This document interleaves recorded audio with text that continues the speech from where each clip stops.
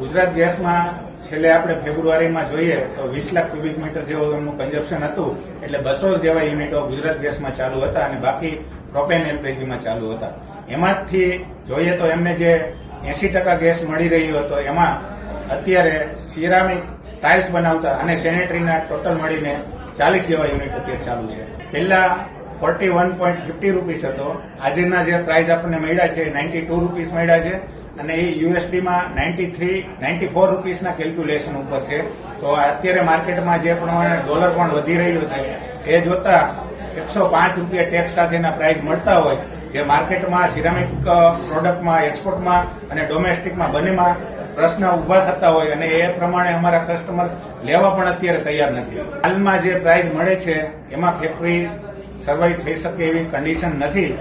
અત્યારે વોલ્ટાઇલ્સ એસોસિએશનના સર્વે મેમ્બરોની general meeting મળેલી હતી અને સર્વાનુમતે એવું નક્કી કરેલ છે કે આપણે અત્યારે જો ડિમાન્ડ ના હોય અને પ્લાન્ટ ચાલુ કરીએ તો આપણે 1 મહિના પછી ફરીથી શટડાઉન લેવાનો સમય આવે અને ફરીથી આપણા જે કામદારો છે એ બેકાર બને, તો એનાથી આપણે એવું નક્કી કરીએ કે ગેસના પ્રાઇસ ઘટે અને સરકાર આમાં વેટમાં રાહત આપે તો આપણે 1 મે થી પ્રોડક્શન ચાલુ કરીએ એવું અમે સર્વાનુમતે આજે વોલ્ટાઇલ્સ બનાવતા યુનિટોએ નક્કી કરેલું છે. કેટલા યુનિટ? આ વોલ્ટાઇલ્સ બનાવતા અત્યારે 161 યુનિટોએ સર્વસંમતિ આપેલી છે.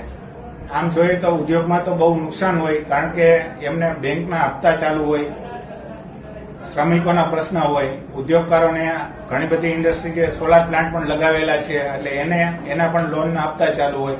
એટલે મંદીમાંથી જ આમ તો છેલ્લા ઘણા સમયથી આ સિરામિક ઉદ્યોગ સફર કરી રહ્યો હતો અને એમાં જ્યારે આ પરિસ્થિતિ આવી એટલે ઉદ્યોગોને ટૂંકા ગાળાનું તો નુકસાન છે પણ લાંબા ગાળે પણ ઘણું નુકસાન થવાનું છે. એક્સપોર્ટ માર્કેટની અંદર જે જીસીસી કન્ટ્રી છે એમાં આપણે 25% જેવું એક્સપોર્ટ થઈ રહ્યું હતું, એ પણ હવે 2 વર્ષ સુધી આપણને એમાં શક્યતા બહુ દેખાતી નથી.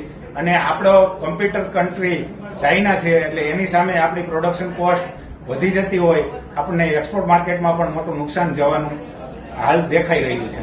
હાલ પ્રોપેન અને એલપીજી એમનો સપ્લાય બંધ છે અને લાંબો સમય સુધી એ મળી શકે એવી કોઈ શક્યતા દેખાઈ રહી નથી. ઉદ્યોગોમાં 25 દિવસનું ઓલરેડી શટડાઉન હતું, એ સમય દરમિયાન તો હજુ પણ ડિસ્પેચ અને મેન્ટેનન્સ જેવા કામો ચાલતા હતા, એટલે 50% ક્યાંક શ્રમિકો અને કારીગરો ફેક્ટરીની અંદર નોકરી માટે આવતા હોય, પણ જ્યારે હવે 1 મહિનાનું શટડાઉન આવી રહ્યું છે ત્યારે મોટા ભાગના લોકોને ઘરે બેસવું પડે એવું દેખાઈ રહ્યું છે, કારણ કે ફેક્ટરીઓ પણ 15 થી 25 દિવસની વચ્ચે એનું મેન્ટેનન્સ અને બીજા કામ પૂરા કરી લીધા હોય છે. મોરબી સિરામિક એસોસિએશન સાથે ગુજરાત ગેસ અને ગુજરાત સરકાર સંપર્કમાં છે. એમને પણ સસ્તો ગેસ મળી રહે એવા સરકાર પણ પ્રયત્ન કરી રહી છે. જો એ બેનિફિટ મળશે તો એ પાસ ઓન કરવા માટે રેડી છે અને ઉદ્યોગોને મદદ કરવા માટે એના પૂરતા પ્રયાસ છે.